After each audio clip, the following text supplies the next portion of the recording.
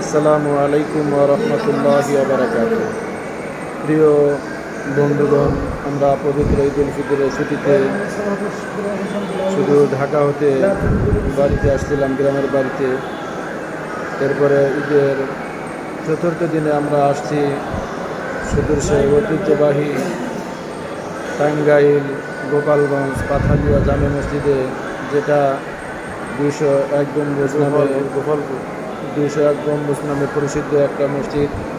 আমরা সেই মসজিদে এসেছি এবং আমার প্রাণপ্রিয় বন্ধু সকল, বিশেষ করে হাফেজ মোহাম্মদ আবদুল্লাহ এবং মামুনুর রশিদ মামুন এবং আসের রাশেদ। তো বন্ধুগণ, দেখতে পাচ্ছেন